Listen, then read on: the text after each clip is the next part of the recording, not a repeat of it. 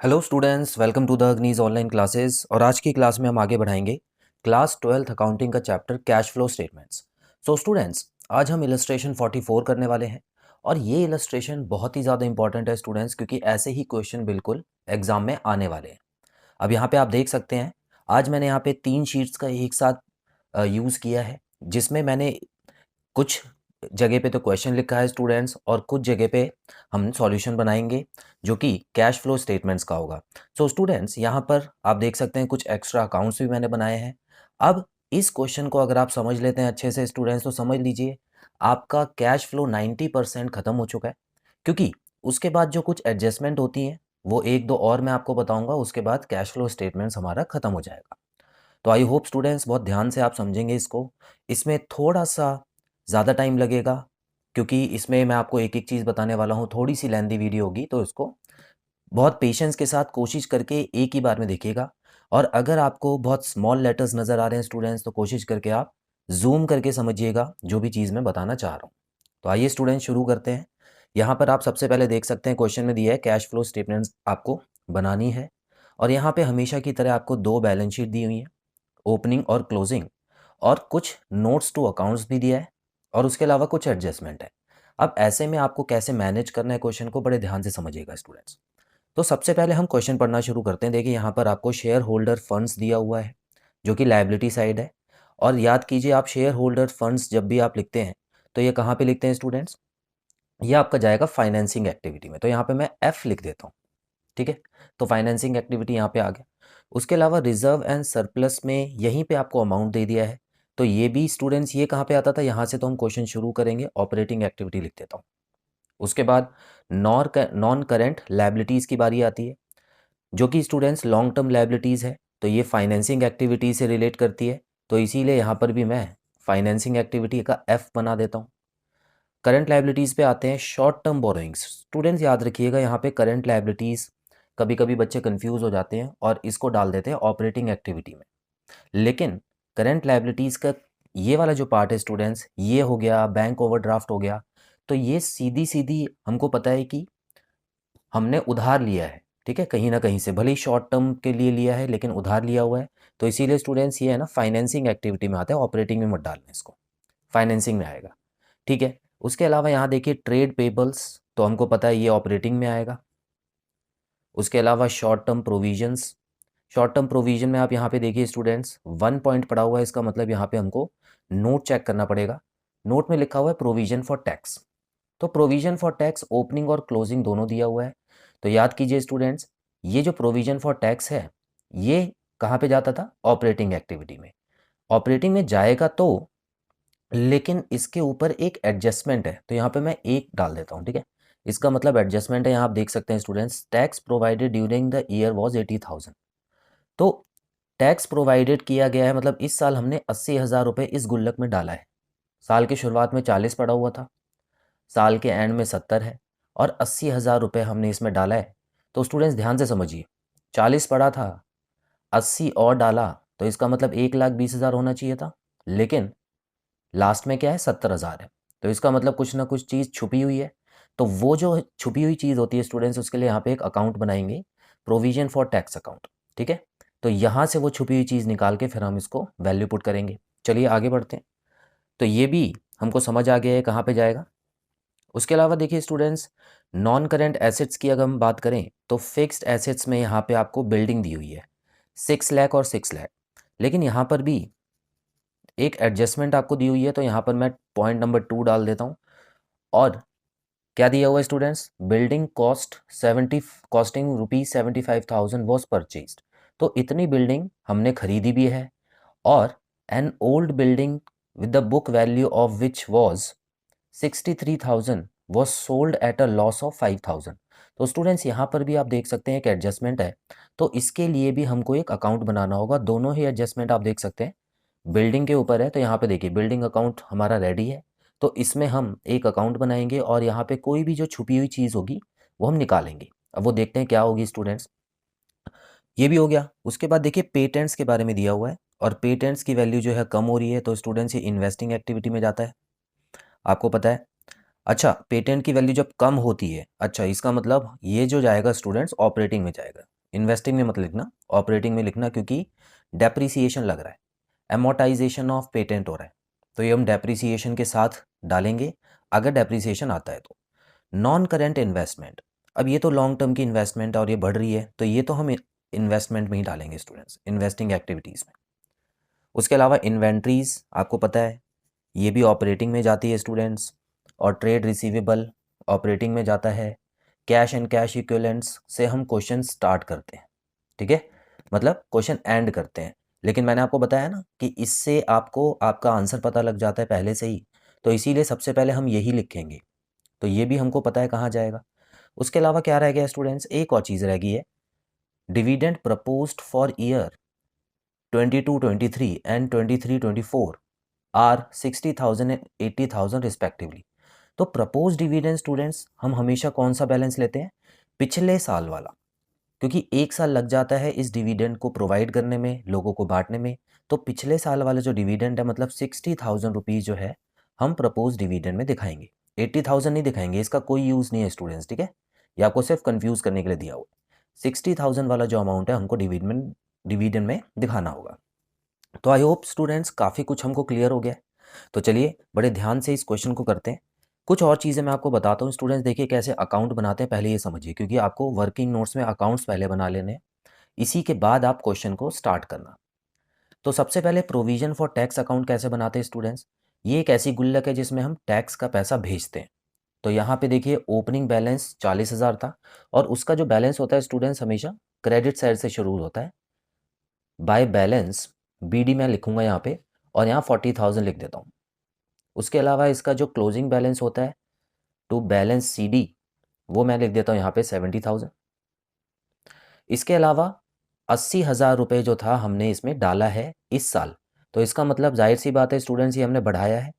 और जब भी हम प्रोविजन में पैसा डालते हैं तो वो प्रॉफिट एंड लॉस से डालते हैं स्टूडेंट्स, ठीक है, तो प्रॉफिट एंड लॉस, तो यहाँ पर मैं लिख देता हूँ ब्रैकेट में प्रोवाइडेड, ठीक है, इस साल का जो टैक्स है वो यहाँ पे हम लिख देंगे, कितना था, 80,000 रुपये हो गया। तो स्टूडेंट्स देखिए वही बात मैं कर रहा था, 40,000 पहले से पड़ा इसमें, 80,000 रुपये अभी डाल दिया हमने इस साल, फिर भी 70,000 रुपये कैसे बचा, क्योंकि कोई ना कोई चीज़ छुपी हुई है, और वो कहाँ छुपी हुई है, देखिए यहाँ पर तो 1,20,000 हो गया, तो वही अमाउंट मैं यहाँ पे लिख दूंगा, क्योंकि बड़ी वाली साइड का अमाउंट दोनों तरफ लिख देते हैं। तो यहाँ पर कितना बचा हुआ है स्टूडेंट्स, 50,000 जो है वो छुपी हुई चीज़ थी। अब ये छुपी हुई चीज़ जो है वो कौन सी है, देखिए स्टूडेंट्स, ये होगा जो इस साल का हमने टैक्स पे किया है, ठीक है, तो यहाँ पे मैं लिखूंगा टू बैंक और ब्रैकेट में टैक्स पेड। जाहिर सी बात है गुल्लक में से पैसा मैं कब निकालूंगा, जब टैक्स पे कर चुका हूँगा, ठीक है ना, तो ये हमारा एक खर्चा है स्टूडेंट्स। अब ये कौन से अमाउंट कहाँ पे जाएगा, इसको भी देख लेते हैं स्टूडेंट्स। मैंने आपको बताया था कभी भी बैलेंस BD और बैलेंस CD कहीं नहीं जाता है ना, तो पहले क्रॉस कर लेते हैं इसको। उसके अलावा जो इनकम टैक्स पेड होता है स्टूडेंट्स वो हमेशा ऑपरेटिंग एक्टिविटी में जाता है, याद होगा आपको। और यहाँ पर इस साल का जो हमने इनकम टैक्स दिया है गुल्लक में, ठीक है ना, गुल्लक में जो हमने जमा किया है वो भी हमारा ऑपरेटिंग एक्टिविटी में जाता है। तो ये भी हमको समझ आ गया स्टूडेंट्स, ये दोनों चीज़ें आएंगी और कुछ नहीं आएगा। अब हम जल्दी से बिल्डिंग अकाउंट भी बना लेते हैं। ध्यान से देखना है स्टूडेंट्स, बिल्डिंग का अकाउंट जो होता है वो हमेशा डेबिट साइड से शुरू होता है, क्योंकि एसेट है, टू बैलेंस BD।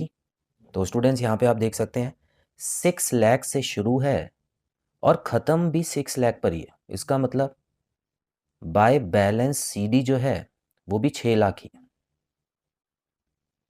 अच्छा अब हम देख लेते हैं एडजस्टमेंट क्या क्या है।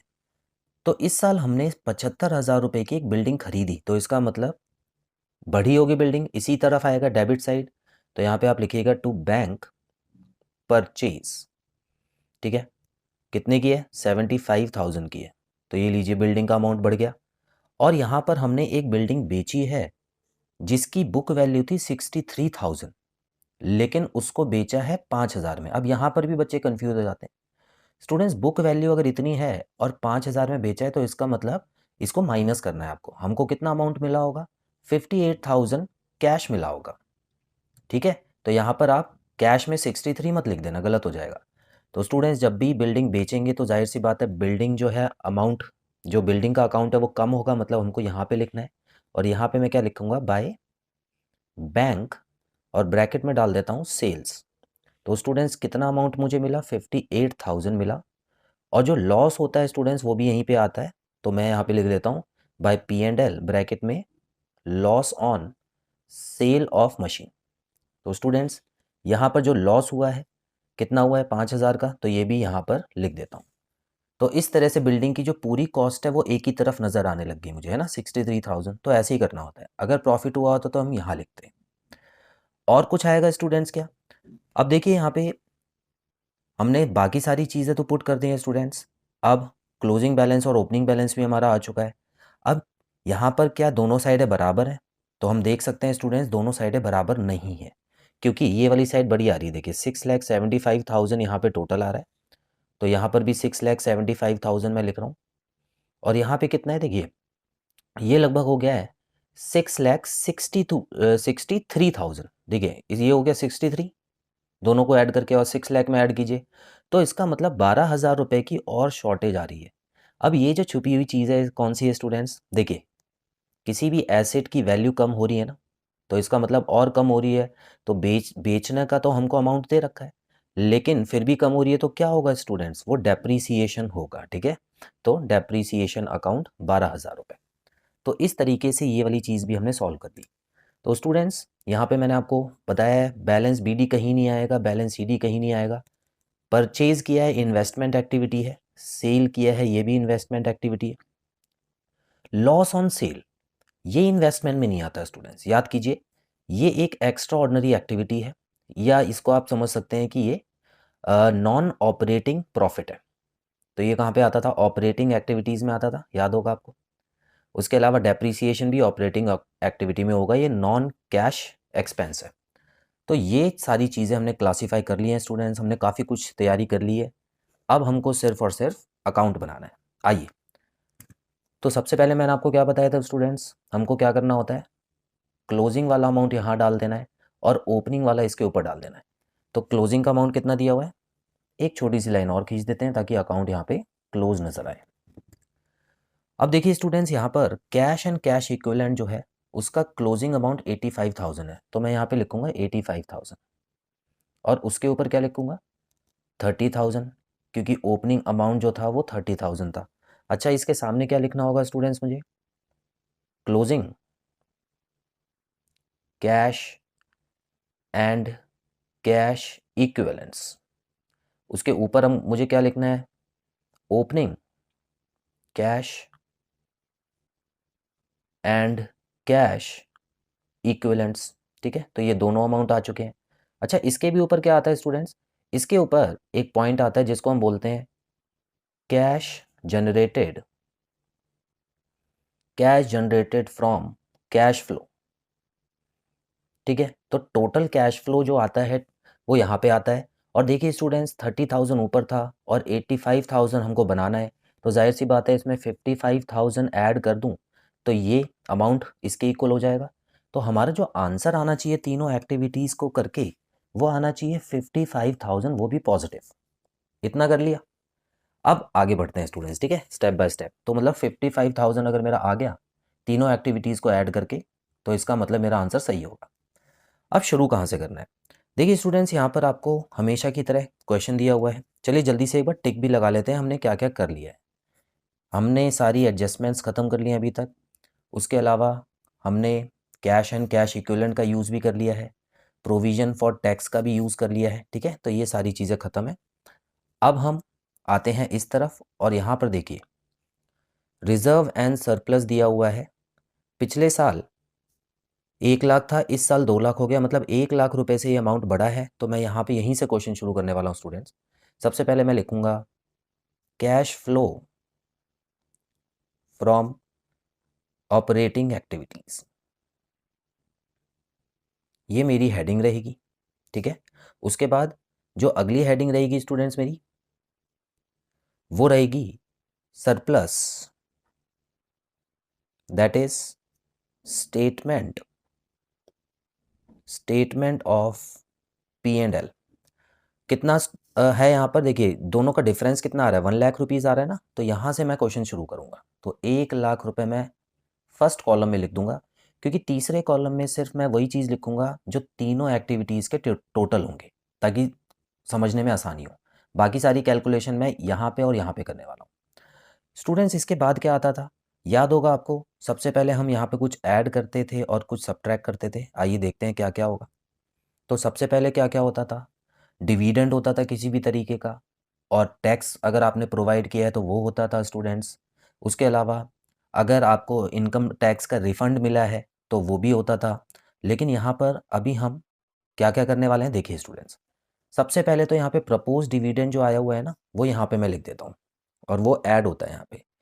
तो यहाँ पे प्रपोज डिविडेंड, प्रपोज डिविडेंड यहाँ पे आता था स्टूडेंट्स, ठीक है। और ये कितना अमाउंट है, इसका 60,000 जो है वो मुझे लेना है यहाँ पे। पॉजिटिव बैलेंस यहाँ पे लिख दिया।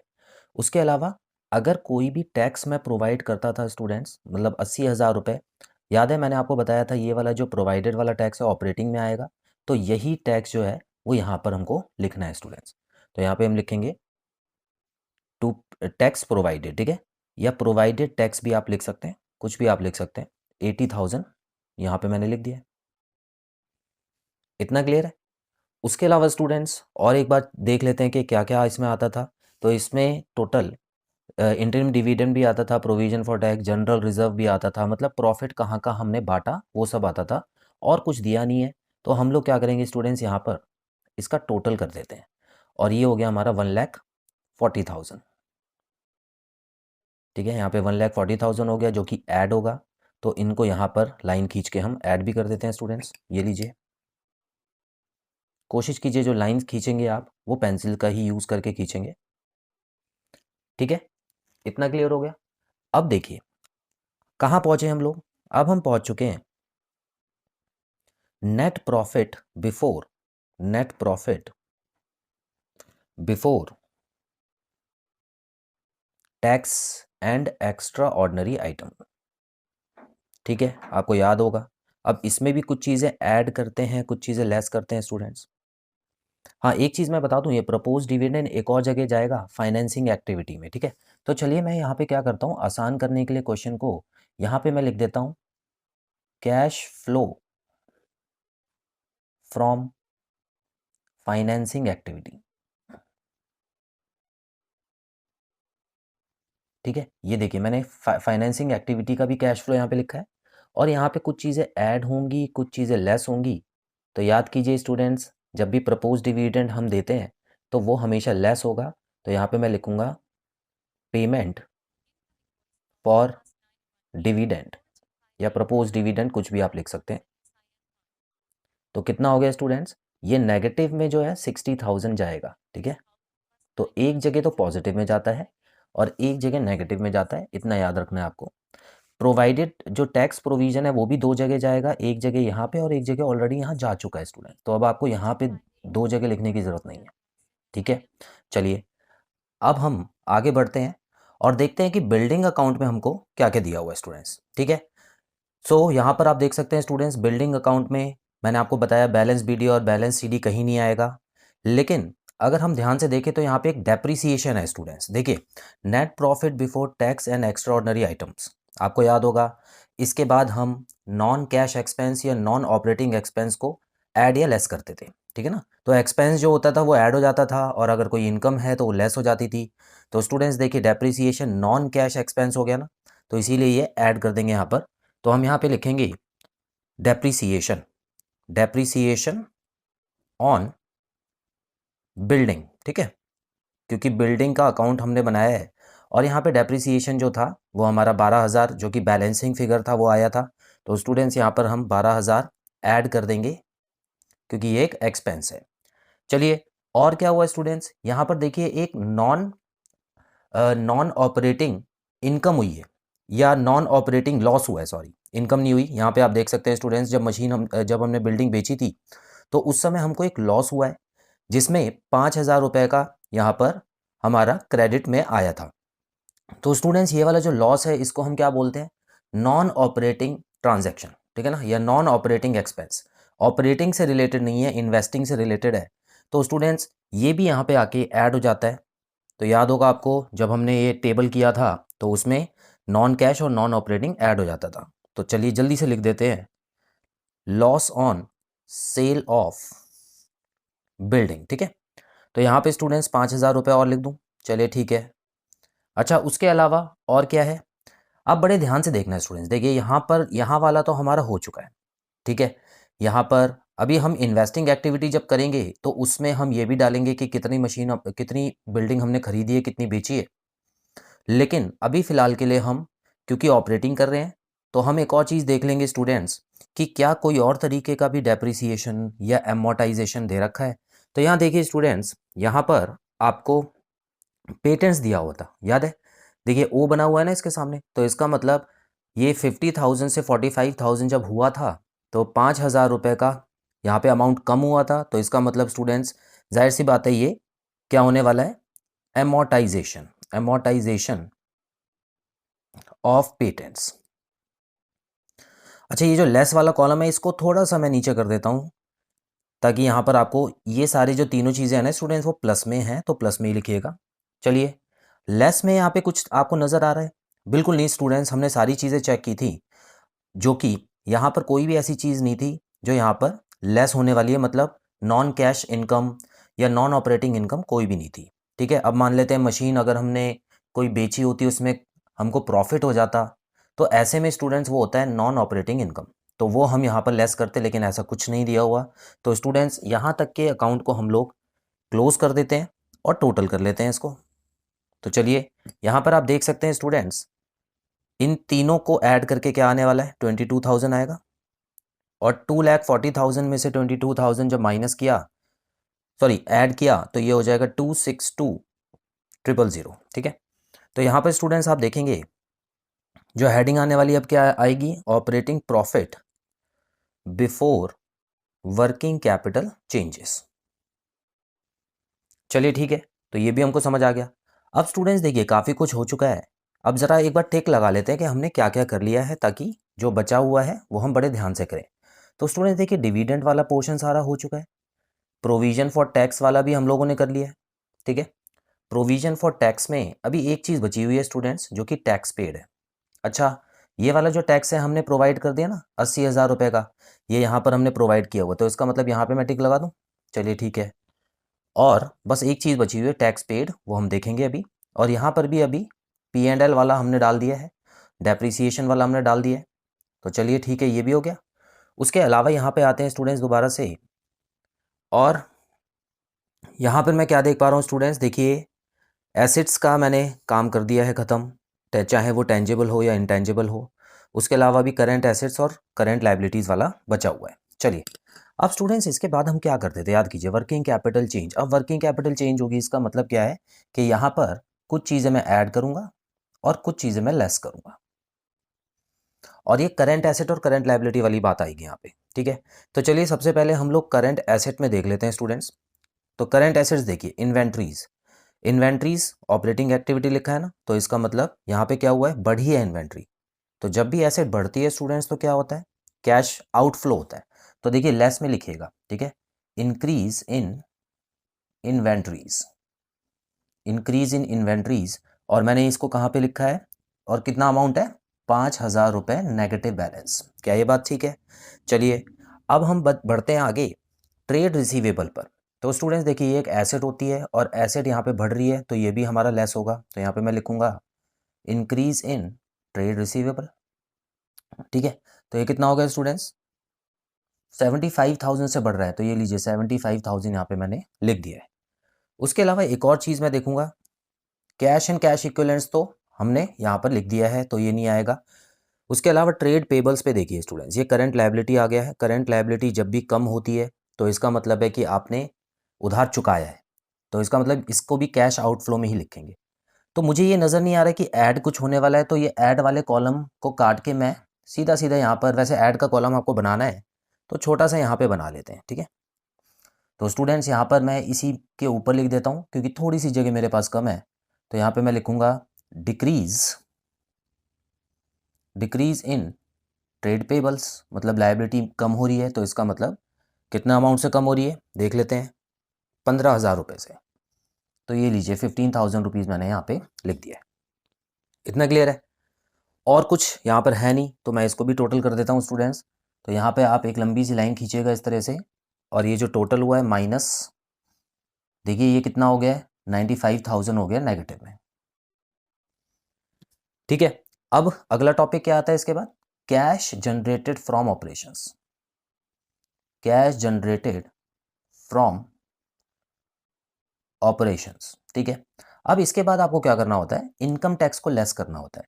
लेकिन सबसे पहले ये जो 2,62,000 था यहाँ पे, उसमें से 95,000 माइनस करके आपको यहाँ पर लिख देना है जो भी अमाउंट आएगा। तो कितना आएगा स्टूडेंट्स, 1,67,000, ठीक है। और इसमें अब हमको इसके बाद क्या करना होता था, इनकम टैक्स पे करना होता था, लेस इनकम टैक्स, जो कि कितने का है स्टूडेंट्स, देखिए टैक्स पेड इस साल 50,000 रुपये का किया है ना, तो ये 50,000 यहाँ पे माइनस कर दिए जाएंगे। तो ये क्या हो जाएगा स्टूडेंट्स, देखिए 50,000 यहाँ पे माइनस कर दिया मैंने, तो कितना अमाउंट आया, 1,17,000 रुपये आ गया, ठीक है ना, 1,17,000। अच्छा, उसके बाद कुछ और दिया हुआ है, कुछ भी नहीं दिया हुआ। इसका मतलब एक स्टेप यहाँ पर जो होता है, और वो कौन सा स्टेप होता है स्टूडेंट्स, वो होता है कि cash flow before extra ordinary items, ठीक है। तो इसका मतलब एक्स्ट्रा ऑर्डनरी आइटम वाला, ऑपरेटिंग प्रॉफिट वाला कुछ भी नहीं दिया हुआ। तो यहाँ पर मैं सीधा सीधा लिखूंगा कि जो मेरा ए वाला आंसर है वो आ चुका है, cash flow from operating activities, ठीक है। और ये कितना है, 1,17,000 रुपये, ये लीजिए। यहाँ पे लिखेंगे बाहर, क्यों, क्योंकि मैंने बाहर वाला कॉलम सिर्फ 3 अमाउंट लिखने के लिए बनाया था, ऑपरेटिंग, इन्वेस्टिंग और फाइनेंसिंग। तो ऑपरेटिंग हो चुका है। चलिए अब स्टेप बी शुरू कर देते हैं स्टूडेंट्स। इन्वेस्टिंग एक्टिविटीज का स्टेप होगा, इन्वेस्टिंग एक्टिविटीज, ठीक है। फाइनेंसिंग का तो हमने यहाँ पे बना ही लिया है। अब मैं बहुत शॉर्ट में करूँगा क्योंकि मेरे पास थोड़ी जगह कम है स्टूडेंट्स, लेकिन आपको अच्छे से टेबल बना के ज़्यादा जगह में करना है।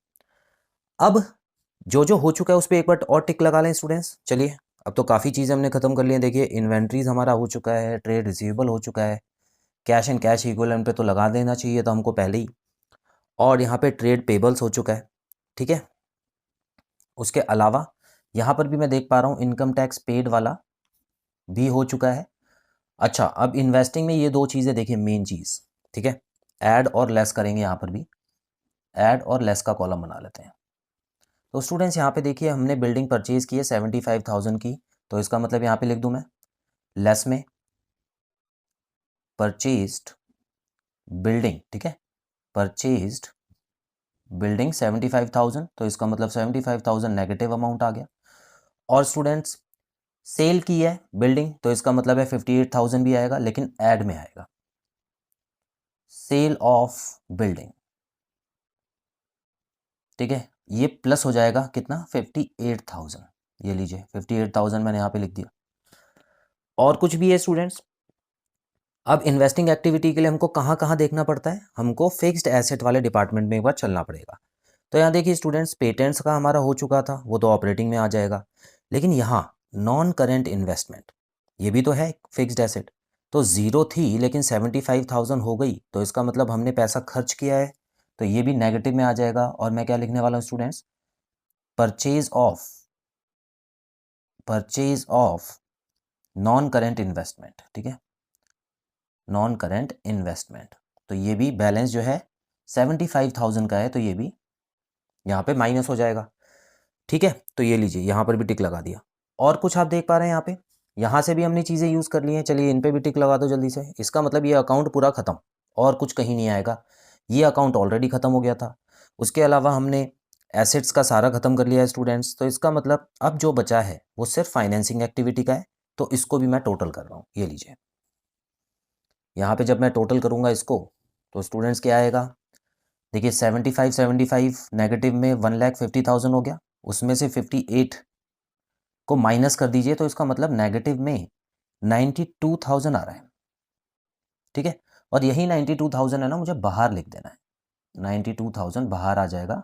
और यहाँ पे है ना स्टूडेंट्स, थोड़ी सी जगह कम है मेरे पास, तो यहाँ पर आप क्या लाइन लिखेंगे, cash flow from investing activity, और उसके सामने आप 92,000 लिख देना, ठीक है। तो ये cash flow from investing activity है। ठीक है, अब मैं फाइनेंसिंग एक्टिविटी पे आ रहा हूँ। देखिए 2 अमाउंट मेरे निकल चुके हैं, अब एक और बचा हुआ है जिसमें पेमेंट फॉर डिविडेंड का 60,000 नेगेटिव में ऑलरेडी चल रहा है। अब फाइनेंसिंग एक्टिविटी के लिए कहाँ जाते हैं स्टूडेंट्स? देखिए शेयर कैपिटल 4 लाख से 6 लाख हो गया ना, तो 2 लाख रुपए का बढ़ा है, तो इसका मतलब मैं यहाँ पे क्या लिखूंगा? Proceeds from share capital. मतलब मेरे पास कैश आया होगा, कितने का? 2 लाख रुपए का आया होगा ना, तो 2 लैक्स यहाँ पे लिख देता हूँ। अच्छा, और कुछ भी है?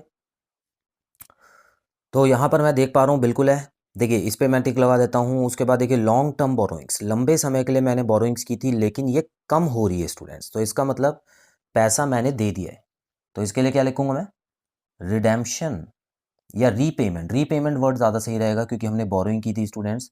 तो repayment of long term borrowings. ठीक है, कितना?